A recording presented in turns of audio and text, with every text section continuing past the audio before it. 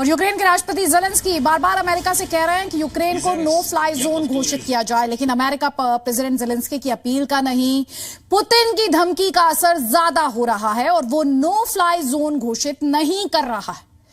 अब president Zelensky ने America समेत नेटो को चेतावनी दी है। इसे आप ज़ेलेंस्की की भविष्यवाणी भी कह सकते हैं। अब हम इसे भविष्यवाणी क्यों कह रहे हैं, जल्दी से आपको बताते हैं। पोलैंड बॉर्डर से 25 किलोमीटर की दूरी पर रशियन अटैक के बाद ज़ेलेंस्की ने कहा कि अब नेटो देशों की बारी है, तो रूस नेटो देशों को नहीं छोड़ेगा, ये कह रहे हैं प्रेसिडेंट ज़ेलेंस्की। और साथ ही वो कह रहे हैं कि नेटो देशों में भी रशियन स्ट्राइक्स होंगे, रूसी मिसाइल गिरेंगी। अब नेटो देशों के घरों पर भी, क्योंकि बार बार यूक्रेन कह रहा है कि जो रिहायशी इलाके हैं रशियन मिसाइल उन्हें निशाना बना रही हैं, और प्रेसिडेंट ज़ेलेंस्की कह रहे हैं कि नेटो देशों के घरों पर भी रूसी मिसाइल गिरेंगे। वहीं प्रेसिडेंट ज़ेलेंस्की ये भी चाहते हैं कि रूस के हमले से, दरअसल वो ये कहना चाहते हैं कि नेटो देशों के लिए रूस के हमले से बचना आसान नहीं है और वो नेटो देशों को भी टारगेट करेगा। इसीलिए समय रहते रूस का मुकाबला किया जाए और वो यूक्रेन के लिए साथ मांग रहे हैं। इससे पहले आगे बढ़े, जल्दी से एक बड़ी खबर आपको दिखाते हैं। यूक्रेन के मेन सिटीज की अगर बात की जाए तो रशिया नियंत्रण ले सकता है यूक्रेन पर। यह रूस का बड़ा दावा है कि यूक्रेन के जो मेन सिटीज हैं यानी मुख्य शहर हैं उन पर कंट्रोल ले सकता है रशिया। चीन की मदद के बिना मकसद पूरा कर सकते हैं, ये भी कहा जा रहा है, और मकसद पूरा करने के लिए पर्याप्त सैन्य ताकत है, ये दावा भी रशियन फोर्सेस द्वारा किया जा रहा है। तो तीन बातें, एक तो ये दावा किया जा रहा है कि जो मेन सिटीज हैं यूक्रेन की, आप लगातार सुन रहे हैं, कैपिटल कीव के बेहद करीब, खार्किव, खेरसों पर पहले से ही कब्जा है, मारियोपोल। रशिया कह रहा है कि मुख्य सिटीज को अपने नियंत्रण में ले सकता है, चीन की मदद के बिना मकसद पूरा कर सकता है और मकसद पूरा करने के लिए उसके पास पर्याप्त सैन्य ताकत है, ये भी दावा रशिया द्वारा किया जा रहा है। लड़ाई बार बार कहा जा रहा है, डिसाइसिव लड़ाई यूक्रेन की राजधानी कैपिटल कीव को लेकर होगी। तो यूक्रेन की राजधानी में कीव में किस तरह के हालात हैं, मेरे सहयोगी अनस मलिक वॉर के बीच कीव में ही डटे हुए हैं और आपके लिए वहां से हर अपडेट और साथ ही हमले की हर खबर आप तक पहुंचा रहे हैं। मेरे सहयोगी अनस की कीव से ये ग्राउंड रिपोर्ट देखिए। मैं इस वक्त मौजूद हूँ कोरियोनोव्का नेबरहुड, जो कि कीव शहर के अंदर मौजूद है, और ये जो है कीव शहर के अंदर एक नेबरहुड है जो कि नॉर्थ साइड के अंदर आती है। इस नेबरहुड में, सिविलियन नेबरहुड के ऊपर एक रेजिडेंशियल कंपाउंड है। ये इसके ऊपर एक मिसाइल को इंटरसेप्ट किया गया यूक्रेन एयर डिफेंस की जानिब से, और जिसके नतीजे में एक शहरी जो है उसकी हलाकत, जबकि 6 और जो है वो जख्मी हुए हैं। ये आप देख सकते हैं, यहाँ पे अभी ट्रैम थी जिसको मूव किया गया, और साथ में जो टैक्सी है, एक गाड़ी है, उसके साथ ही वहाँ पर एक डेड बॉडी रखी हुई है जिसको अभी वो थोड़ी देर में मूव करेंगे। यहाँ पे वर्कर्स जो हैं वो सफाई का काम जारी रखे हुए हैं। ग्लास विंडोज जो है आप देख सकते हैं यहाँ पे शैटर हुई है। ये तीसरा हमला है जो कि कीव रीजन के अंदर पिछले 10 घंटों के अंदर हुआ है। पहला हमने देखा ओबलॉन के अंदर एक रेजिडेंशियल इमारत को शेल किया गया, उसके बाद एंटोनोव फैक्ट्री में शेलिंग की गई, और अब ये इस बिल्डिंग के ऊपर एक मिसाइल को इंटरसेप्ट किया गया जिसके नतीजे में एक इंसान की जो है मौत वाक़ई हुई, जबकि 6 मजीद जो लोग हैं वो जख्मी हैं। जी मीडिया के लिए अनस मलिक, कीव, यूक्रेन से।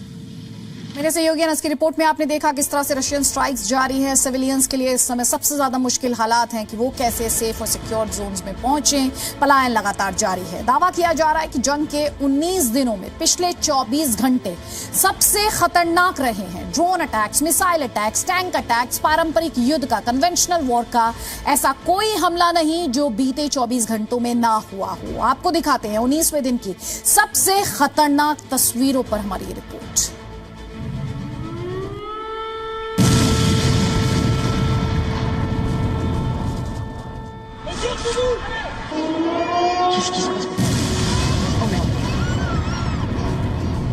दिन के हिसाब से महाभारत के युद्ध से भी बड़ा युद्ध इस वक्त यूक्रेन और रूस के बीच छिड़ा हुआ है।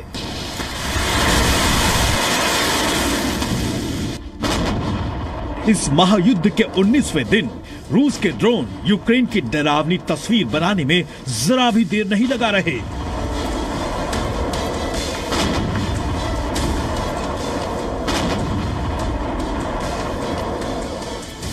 ये देखिए रूस का बाज जैसा ये ड्रोन कैसे यूक्रेन के रॉकेट लॉन्चर को निशाना बनाकर तबाह करता है। यानी साफ है कि इसकी जहां जहां नजर पड़ रही है ये अपने दुश्मन को पल भर में धुआं कर देता है।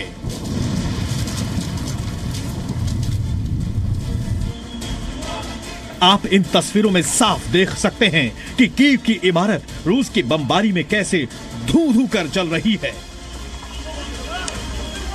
यानी रूस की मिसाइलें और बम बारूद यूक्रेन की बर्बादी की कहानी लगातार 19वें दिन भी लिख रहे हैं। हालात गवाही दे रही हैं कि ये युद्ध 19वें दिन के बाद भी खत्म होने वाला नहीं।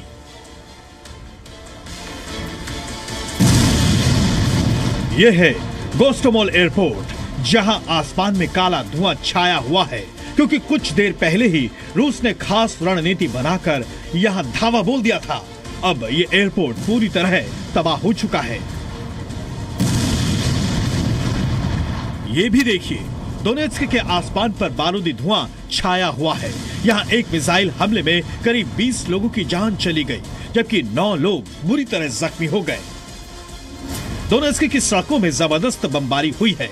इस बात की गवाही ये मिसाइल के टुकड़े दे रहे हैं। यूक्रेन का कोई शहर ऐसा नहीं बचा जो रूस के हमलों की चपेट में नहीं आया हो। कुछ ऐसा ही हाल मारियोपोल में हुआ है। यहाँ रूस समर्थकों ने रॉकेट दाग दिए। यहाँ दोनेत्स्क रिपब्लिक ने रूस के समर्थन में जमकर रॉकेट की बरसात कर डाली। यूक्रेन के खिलाफ दोनेत्स्क रिपब्लिक ने मोर्चा खोल दिया है।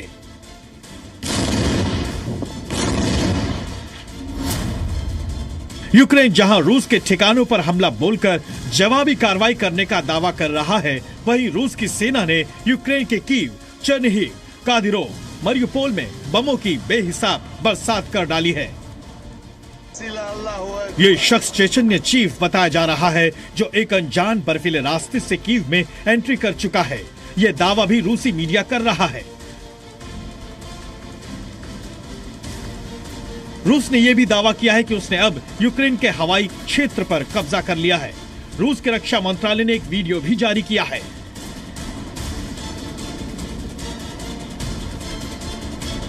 रूस के मुताबिक यूक्रेन के 3920 सैन्य बेस तबाह हो चुके हैं, जबकि 2 ड्रोन मार गिराए गए हैं।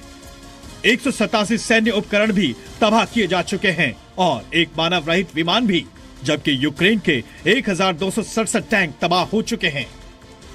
यूक्रेन ने रूस पर बड़ा आरोप लगाया है कि रूस की सेना ने ड्रोन हमले में सरकारी इमारतों को ही नहीं, अस्पतालों को भी अपना निशाना बनाया है। ये वो तस्वीरें हैं जो इस तबाही की गवाही दे रही हैं। यूक्रेन के मुताबिक रूस ने करीब 6 अस्पताल तबाह कर दिए हैं। यहाँ लोगों को अपनी जान बचाने का जो भी रास्ता मिल रहा है वो वहां से भाग रहे हैं।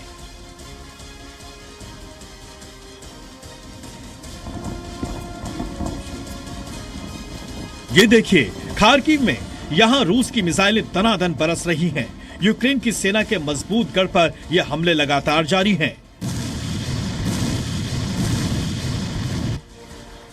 यूक्रेन के ब्रोवेरी में बेकाबू आग को काबू करने के लिए लगातार कोशिशें हो रही हैं।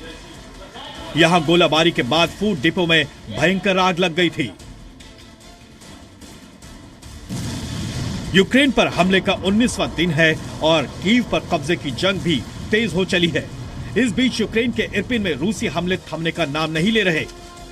यूक्रेन में चारों तरफ बम बारूद के धमाकों ने शहर के शहर खाली करवा दिए हैं।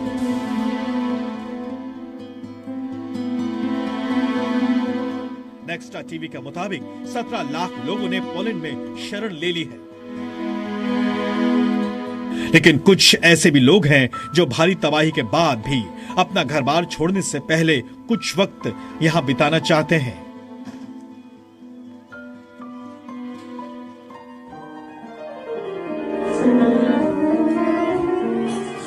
इस लड़की का घर रूस के हमलों में तबाह हो गया है और ये अपने पियानो के साथ अपना दर्द भी साझा कर रही है।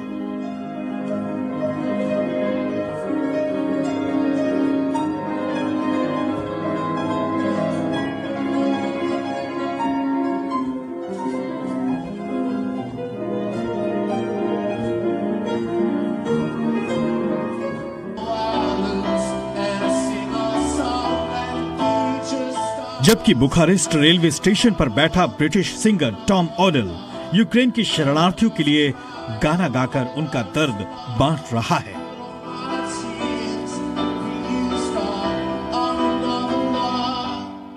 ब्यूरो रिपोर्ट, जी मीडिया। और रूस यूक्रेन वॉर से जुड़ा बड़ा अपडेट देश हित में आपके लिए ये है कि यूक्रेन के चेर्नोबिल न्यूक्लियर पावर प्लांट पर बड़ी खबर है। इस पावर प्लांट में बिजली आपूर्ति ठप हो गई है। रूस की सेना के कब्जे में है ये पावर प्लांट, तो बिजली की आपूर्ति ठप हो गई है। चेर्नोबिल पावर प्लांट में रूस के कब्जे में ये पावर प्लांट है और लगातार यूक्रेन इस बात को कह रहा है कि इस प्लांट पर रशिया का कब्जा है और साथ ही जो बिजली की आपूर्ति है वो ठप पड़ गई है। अब जरा सोचिए, वहां पर तापमान जो है काफी कम है, ऐसे में लोग हीटिंग के लिए बहुत डिपेंड करते हैं, गर्मी के लिए बहुत डिपेंड करते हैं इलेक्ट्रिसिटी सप्लाई पर, और एक बार फिर से बिजली की आपूर्ति ठप हो गई है। ये बड़ी खबर चेर्नोबिल पावर प्लांट से जुड़ी हुई। Presenting B News app available on Google Play and App Store. Download it now.